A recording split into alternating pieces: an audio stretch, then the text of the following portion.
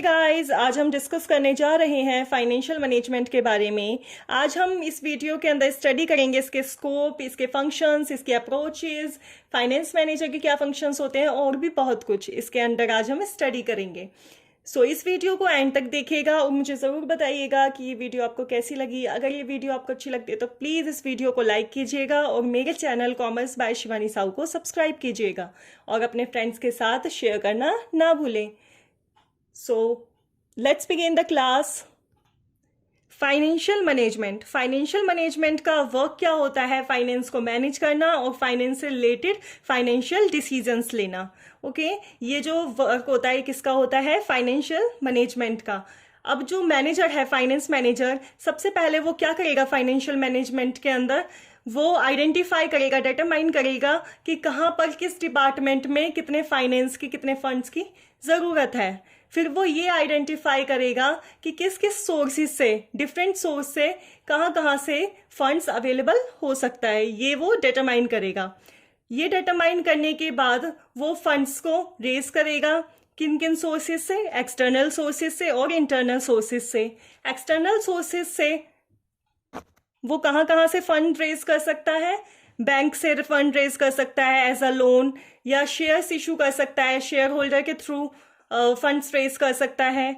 Next है internal sources. Internal sources में honour की कैपिटल और रिटेन्ड अर्निंग्स कंपनी के ग्रोथ में वो यूज कर सकता है। ओके, सो यहाँ से वो फंड्स रेज कर सकता है। अब उनका इफेक्टिवली हर डिपार्टमेंट में यूटिलाइजेशन करना इफेक्टिवली, ये जो वर्क होता है ये किसका होता है? फाइनेंस मैनेजर का। ठीक है, ये देखना कि उस जो भी फंड उसने रेज किया है, जिन प्रॉब्लम्स के रिगार्डिंग उसने फंड रेज किया है, वो प्रॉब्लम सॉल्व हो रही है या नहीं हो रही, या उन फंड्स का इफेक्टिवली यूटिलाइजेशन हो रहा है या नहीं हो रहा। ये किसका काम है? फाइनेंस मैनेजर का, ये सब देखना और फाइनेंस को कंट्रोल करना। ओके, नेक्स्ट है इसका स्कोप, फाइनेंशियल मैनेजर का, सॉरी फाइनेंशियल मैनेजमेंट का। ठीक है, फाइनेंशियल मैनेजमेंट का स्कोप के बारे में हम यहाँ पढ़ लेते हैं। तो फाइनेंशियल मैनेजमेंट का स्कोप होता है फाइनेंशियल प्लानिंग करना, फाइनेंस रिलेटेड जो प्लानिंग्स है उनको करना, फिर फाइनेंशियल को कंट्रोल करना, कैपिटल बजटिंग करना, मैनेजमेंट करना किसका? वर्किंग कैपिटल का, डिविडेंड से रिलेटेड डिसीजंस लेना, कैपिटल स्ट्रक्चर तैयार करना, ये सब किसके अंडर आता है? फाइनेंशियल मैनेजमेंट के स्कोप के अंडर। ओके, अब जितने भी हमारे फाइनेंशियल मैनेजमेंट के जितने भी डिसीजंस होते हैं वो किसको ध्यान में रख के लिए जाते हैं? शेयर होल्डर्स के इंटरेस्ट को। शेयर होल्डर्स के इंटरेस्ट को ध्यान में रख के क्या लिए जाते हैं? Financial decisions. अब कंपनी का जो मेन मोटिव होता है वो क्या होता है? जितने भी शेयर होल्डर्स हैं उनकी वेल्थ को ज़्यादा से ज़्यादा मैक्सिमाइज करना, जो कि किस पे डिपेंड करता है? कंपनी की नेटवर्थ पे, कितनी कैपिटल इन्वेस्ट की गई है बिजनेस में उस पे, रिटेन्ड अर्निंग्स कितनी है ग्रोथ के लिए उस पर। ठीक है, इन सब पर डिपेंड करता है वो शेयर होल्डर्स की जो वेल्थ होती है इन पर डिपेंड करती है। ओके, नेक्स्ट है फाइनेंशियल मैनेजमेंट की कुछ अप्रोचेस। ठीक है, इसकी दो अप्रोचेस होती है। फर्स्ट है traditional approach of financial management, second है modern approach of financial management. Traditional approach of financial management के अंडर क्या आता है? सब इनका जो मेन मोटिव होता है ट्रेडिशनल अप्रोच में, इनका मेन मोटिव सिर्फ फंड्स को रेज करना होता है, प्रोक्योरमेंट ऑफ फंड्स। फंड्स को ज़्यादा से ज़्यादा फंड्स को रेज करना होता है फ्रॉम डिफरेंट सोर्सेज। इनका बिल्कुल भी ध्यान नहीं होता उनके इफेक्टिवली यूटिलाइजेशन पर या किसी और चीज़ पर, ये बिल्कुल भी कंसिडर नहीं करते हैं। ये सिर्फ एक ही चीज़ को कंसिडर करते हैं, किसको? फंड्स को रेज करना। इसकी लिमिटेशंस दी हुई हैं। More emphasises on raising of funds, ये ज्यादा जोर किस पे देते हैं? फंड्स को रेज करने पे। More concern to the problem of raising finance on the occurrence of special events, ये किन की प्रॉब्लम्स को ध्यान में रख के फंड्स रेज करते हैं? कुछ स्पेशल इवेंट्स की प्रॉब्लम्स को ध्यान में रख के, जो डे टू डे एक्टिविटीज होती हैं, डे टू डे इवेंट्स होते हैं, उनको ध्यान में रख के ये फाइनेंस अरेंज नहीं करते। ठीक है, फाइनेंस रेज नहीं करते। Special attention on long term financing, ये ज़्यादातर स्पेशल अटेंशन किसको देते हैं? लॉन्ग टर्म फाइनेंसिंग को। लॉन्ग टर्म फाइनेंसिंग में क्या क्या आ जाएगा? जैसे एसेट पे इन्वेस्ट कर देना, एसेट्स के अंदर क्या आ जाएंगे? लैंड, बिल्डिंग, मशीनरी, इन सब पे जो लॉन्ग टर्म एसेट्स होती हैं कंपनी की, इन पे इन्वेस्ट करना, इनकी प्रॉब्लम्स को देखना और इसके अकॉर्डिंग ही फंड्स को रेज करना। सेकेंड है modern approach of financial management. इसके अंडर इन दोनों को ही कवर किया जाता है, एक्विजिशन ऑफ फंड्स को as well as their effective utilisation, मतलब फंड्स को रेज करना और उनका इफेक्टिवली यूटिलाइजेशन करना। जिस जिस डिपार्टमेंट में फंड की ज़रूरत है उसको इफेक्टिवली वहाँ पर यूटिलाइज किया जा रहा है या नहीं, इन दोनों को ही इसमें कंसिडर किया जाता है। ओके, अब हम आ जाते हैं फाइनेंशियल मैनेजमेंट के फंक्शंस पर। तो इसके 3 बेसिक फंक्शंस होते हैं। फर्स्ट होता है फाइनेंसिंग डिसीजन। फाइनेंसिंग डिसीजन क्या होता है, जिसके अंदर हम आइडेंटिफाई करते हैं फाइनेंशियल नीड्स को और उसी के अकॉर्डिंग फंड्स को रेज करते हैं। ये हमारा किसके अंडर आता है, फाइनेंसिंग डिसीजन के अंदर। अब फंड्स हम कहाँ कहाँ से रेज कर रहे हैं, कहाँ कहाँ से रेज करेंगे, एज अ लोन कहाँ से, बैंक से और डिवेंचर से इशू करेंगे। और फंड्स कहाँ से रेज कर सकते हैं, शेयर होल्डर से रेज कर सकते हैं। ये सब किसके अंडर आता है, फाइनेंसिंग डिसीजन के अंदर। अब नेक्स्ट स्टेप जो होता है वो होता है इन्वेस्टमेंट डिसीजन। इस मतलब जो भी हमने फंड रेज किया है, डिफरेंट सोर्सेज से जो हमने फंड रेज किया है, उसको हम कहाँ कहाँ इन्वेस्ट करेंगे। तो 2 जगह इन्वेस्ट करते हैं हम इन्वेस्टिंग डिसीजन के अंदर। सबसे पहला है लॉन्ग टर्म, ठीक है, लॉन्ग टर्म प्रोजेक्ट्स पर, और दूसरा है शॉर्ट टर्म प्रोजेक्ट्स पर। लॉन्ग टर्म प्रोजेक्ट्स पर इन्वेस्ट करते हैं। अब लॉन्ग टर्म प्रोजेक्ट्स में क्या क्या आ जाते हैं, एसिड्स आ जाती है, लैंड, बिल्डिंग, मशीनरी। और शॉर्ट टर्म प्रोजेक्ट्स में क्या क्या आ जाता है, वर्किंग कैपिटल को मैनेज करना, करंट एसेट को मैनेज करना, उसकी लिक्विडिटी मेंटेन करना। ये सब किसके अंडर आते हैं, इन्वेस्टिंग डिसीजन के अंडर। ओके, फिर नेक्स्ट फंक्शन कौन सा होता है, डिविडेंड डिसीजन। अब डिविडेंड डिसीजन में क्या होता है, प्रॉफिट का कुछ portion as a dividend share holders के बीच में डिस्ट्रीब्यूट किया जाता है। ओके, डिविडेंड डिसीजन में क्या होता है, प्रॉफिट का जो कुछ पोर्शन है उसको as a dividend share holders के बीच में डिस्ट्रीब्यूट किया जाता है। Goals of financial management. अब गोल्स क्या क्या है फाइनेंशियल मैनेजमेंट के, प्रॉफिट मैक्सिमाइजेशन और wealth maximisation. So profit maximisation के बारे में हम पढ़ लेते हैं। According to this approach all activities which increase profit should be undertaken. अब जितनी भी एक्टिविटीज हैं जो प्रॉफिट को इंक्रीज कर रही हैं, ठीक है, जितनी भी एक्टिविटीज हैं जो प्रॉफिट को इंक्रीज कर रही हैं वो तो ली जाएंगी, और जो उसको घटा रही हैं वो अवॉइड की जाएंगी। ओके, ऐसी एसेट्स, ऐसे प्रोजेक्ट्स, ऐसे डिसीजंस को सिलेक्ट किया जाएगा जो ज़्यादा से ज़्यादा प्रॉफिट को इंक्रीज कर सके, और ऐसे एसेट्स, प्रोजेक्ट्स और डिसीजंस को रिजेक्ट किया जाएगा जो कि प्रॉफिट को डिक्रीज कर रहे हैं। अब इसके कुछ फेवर्स और क्रिटिसिजम्स भी हैं। मेजरमेंट ऑफ परफॉर्मेंस, ये परफॉर्मेंस को मेजर करता है। Efficient allocation and utilisation of resources को अच्छे से एलोकेट करना और उसका यूटिलाइजेशन करना।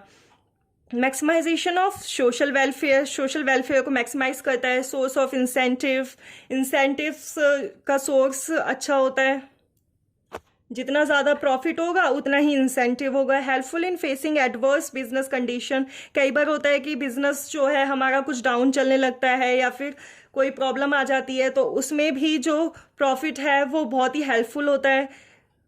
Helpful in the growth of the firm, और फर्म की ग्रोथ में तो प्रॉफिट हेल्पफुल होता ही है। अब इसके कुछ क्रिटिसिजम्स दे रखे, ये क्लियर नहीं होता। सबसे पहले तो इग्नोर द टीवीएम, ये टीवीएम को इग्नोर करता है, टाइम वैल्यू ऑफ मनी को। इसका मानना ये होता है जो प्रेजेंट में वैल्यू है वही फ्यूचर में वैल्यू होगी, जबकि ऐसा नहीं है। इग्नोर रिस्क फैक्टर को इग्नोर करता है ये। इग्नोर फ्यूचर प्रॉफिट, जो हमारा फ्यूचर में प्रॉफिट होने वाला है उसको इग्नोर करता है, ये सिर्फ प्रेजेंट पे ही ध्यान देता है। Ignore social obligations of business, जो बिजनेस के सोशल ऑब्लिगेशंस है उनको भी ये इग्नोर करता है। ओके, नेक्स्ट है wealth maximisation. Wealth maximisation is also known as net present value. Wealth maximisation को नेट प्रेजेंट वैल्यू भी बोलते हैं। Maximisation approach, according to this approach the worth of an asset is measured in terms of benefit received from its use. अब ये जो approach है इसके अंदर एसिड को यूज करने पे जो उससे बेनिफिट्स मिले हैं उनके बेस पे इसको मेजर किया जाता है। इसके कुछ फेवर्स हैं। It uses cash flow instead of accounting profit. Accounts के थ्रू जो प्रॉफिट दिखाया जाता है उसके बदले ये किसको यूज करते हैं, कैश फ्लो को। कैश फ्लो मतलब कैश का inflow and outflow, okay, receipts and payments. It gives due importance to the TVM. अब ये किसको इंपॉर्टेंस देता है? टीवीएम को, टाइम वैल्यू ऑफ मनी को। इसका मानना ये है जो प्रेजेंट में आज वैल्यू है, मतलब 10 रुपए की जो आज प्रेजेंट में वैल्यू है वो फ्यूचर में कम होगी। It gives due importance to payment of regular dividend. ये इंपॉर्टेंस देते हैं किसको? रेगुलर डिविडेंड को, मतलब जो शेयर होल्डर्स हैं उनको डेली रेगुलर डिविडेंड पे करना है। It gives due importance to risk factor. अब इनका मानना ये है कि जितना रिस्क होगा उतना ही रिटर्न मिलेगा, तो ये रिस्क फैक्टर को इंपॉर्टेंस देते हैं। Function of financial manager. अब फाइनेंशियल मैनेजर के फंक्शंस को यहाँ पे हम पढ़ेंगे। सबसे पहले फाइनेंशियल प्लानिंग। तो फाइनेंशियल मैनेजर का सबसे पहला काम क्या होता है? फाइनेंशियल प्लानिंग करना। Okay, estimates financial needs of business. Financial needs जो है उनको एस्टिमेट करना बिजनेस की, और फिर डिटरमाइन करना कैपिटल स्ट्रक्चर, और प्रिपेयर फाइनेंशियल प्लान। ये इसका फर्स्ट वर्क होता है। सेकेंड है प्रोक्यूरमेंट ऑफ फंड्स। जैसा कि हम पहले भी पढ़ चुके हैं, फाइनेंशियल मैनेजर का जो वर्क होता है वो ज़्यादा से ज़्यादा फंड्स रेज करना, प्रॉब्लम्स को आइडेंटिफाई करना सबसे पहले, फिर उसी के अकॉर्डिंग फंड्स को रेज करना।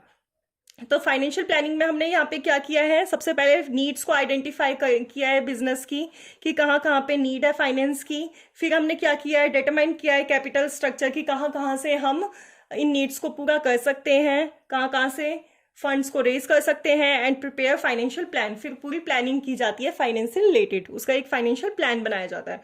फिर प्रोक्यूर किया जाता है फंड को, फिर उन्हीं डिफरेंट सोर्सेज से फंड्स को रेज किया जाता है। फिर coordination among the financial need of different department. जितने भी डिपार्टमेंट्स की नीड है फाइनेंस रिलेटेड, उनके बीच में कोऑर्डिनेशन किया जाता है। फिर control establishment of standards of financial performance. जो फाइनेंशियल परफॉर्मेंस है उसके लिए कुछ स्टैंडर्ड्स हैं जो इस्टेब्लिश किए जाते हैं। ओके, जो कि एक्चुअल परफॉर्मेंस एग्जामिन करते हैं according to predetermined standards. अब नेक्स्ट है business forecasting. He keeps a close watch on the various events affecting the organisation. Organisation को काफ़ी सारे ऐसे इवेंट्स जो इफेक्ट करते हैं, उनका पूरा पूरा क्लोज वॉच किसके पास रहता है? फाइनेंस मैनेजर के पास। ओके, अब ये कौन कौन से इवेंट्स हो सकते हैं? Technological changes, competition, change in government policies, government की पॉलिसीज में चेंज होना, change in social and business environment, and studies their effect on the firm. और फर्म्स पे इनका क्या क्या इफेक्ट पड़ रहा है उसके ऊपर स्टडी करना। अदर फंक्शंस दिए हुए हैं। These include cash management. अब इनके अंदर क्या क्या आ जाता है? जो फाइनेंस मैनेजमेंट कैरी करता है वो है cash management, banking relation. Cash management में क्या क्या आ जाएगा? कैश को मैनेज करना, मतलब कैश से रिलेटेड जितनी भी रिसीट्स हैं, पेमेंट्स हैं, उनको मैनेज करना, उनको देखना। बैंकिंग रिलेशन, बैंक्स के साथ रिलेशन बना के रखना, डिपॉजिट करना, लोन, ये सब देखना। ये सब किसका काम होता है? फाइनेंस मैनेजर का। क्रेडिट मैनेजमेंट के अंदर आ जाता है कि सप्लायर्स को ज़्यादा से ज़्यादा क्रेडिट प्रोवाइड करवाना, क्रेडिट सेल्स को कलेक्ट करना। एसेट मैनेजमेंट, एसेट कब एक्वायर करी है, कब डिस्पोज हुई है, इंश्योरेंस कब लिया है उसका, या इंश्योरेंस क्लेम जो भी है, ये सब एसेट मैनेजमेंट के अंदर आ जाता है। सिक्योरिटीज़ मैनेजमेंट, कहाँ पे शेयर इशू करने हैं और कहाँ पे डिविडेंड देना है, ये सिक्योरिटी मैनेजमेंट के अंडर आ जाता है। अकाउंटिंग, इंटरनल ऑडिटिंग, अकाउंटिंग करना और इंटरनल ऑडिटिंग करना कंपनी की, ये सब किसके अंडर आता है? फाइनेंस मैनेजर के under. Organisation of financial management. अब यहाँ पे ऑर्गेनाइजेशन दिया हुआ है। सबसे पहले बोर्ड ऑफ डायरेक्टर्स आते हैं, फिर उसके अंडर मैनेजिंग डायरेक्टर, फिर उसके under production manager, personal manager, financial manager and marketing manager. फिर फाइनेंशियल मैनेजर के अंदर भी दो होते हैं, ट्रेजरर होते हैं और कंट्रोलर होते हैं। ट्रेजरर के अंदर आ जाते हैं कैश मैनेजमेंट, जो कि मैंने अभी आपको बताया था, bank relations, credit management, asset management और सिक्योरिटीज मैनेजमेंट। कंट्रोलर के अंदर आ जाता है प्लानिंग एंड बजटिंग, प्लानिंग करना फाइनेंस रिलेटेड और उसकी बजटिंग करना, फाइनेंशियल अकाउंटिंग करना, कॉस्ट अकाउंटिंग करना, डेटा को प्रोसेस करना, इंटरनल ऑडिट करना, एनुअल रिपोर्ट्स बनाना। ये सब किसके अंडर आ जाता है? कंट्रोलर के अंडर। ओके, फाइनेंशियल मैनेजर के अंदर। नेक्स्ट है financial management and financial accounting. अब इन दोनों में थोड़ा सा डिफरेंस होता है, इसी के बारे में थोड़ा हम ओवरव्यू कर लेते हैं। Recording versus decision making. तो फाइनेंशियल अकाउंटिंग का काम क्या होता है, जितने भी डेटा हैं, जितनी भी ट्रांजैक्शंस हैं बिजनेस रिलेटेड, उन सबको रिकॉर्ड करना। और फाइनेंशियल मैनेजमेंट का क्या काम होता है, इन्हीं ट्रांजैक्शन को देखते, जो रिकॉर्डेड ट्रांजैक्शंस हैं इन्हीं को ही देखते हुए, इन अकाउंट्स को देखते हुए डिसीजन लेना। ओके, यही फाइनेंशियल मैनेजमेंट का काम होता है, फाइनेंस रिलेटेड डिसीजन लेना। अब जो फाइनेंशियल मनी अकाउंटिंग होती है वो एक्रूअल मेथड पे होती है, जबकि फाइनेंशियल मैनेजमेंट जो होता है वो कैश फ्लो मेथड पे होता है बेस्ड। नेक्स्ट है certainty versus uncertainty. Financial accounting में सर्टेनिटी होती है क्योंकि ये पास्ट इवेंट्स पे बेस करता है, और फाइनेंशियल मैनेजमेंट में अनसर्टेनिटी होती है क्योंकि ये प्रिडिक्टेबल होता है। कैपिटल स्ट्रक्चर, कैपिटल बजटिंग, ये जितनी भी चीज़ें होती हैं ये प्रिडिक्टेबल होती हैं। ओके, इसलिए इसमें अनसर्टेनिटी होती है। आई होप आप सभी को वीडियो काफ़ी अच्छी लगी होगी। अगर आपको कोई चीज़ ऐसी है जो समझ नहीं आई है तो आप कमेंट करके मुझसे पूछ सकते हैं, और जल्दी ही मैं एक नेक्स्ट वीडियो लेकर आऊँगी टीवीएम के ऊपर, टाइम वैल्यू ऑफ मनी के ऊपर। तो प्लीज़ मेरे चैनल को सब्सक्राइब कीजिए और नेक्स्ट वीडियो देखना ना भूलें। Thanks for watching.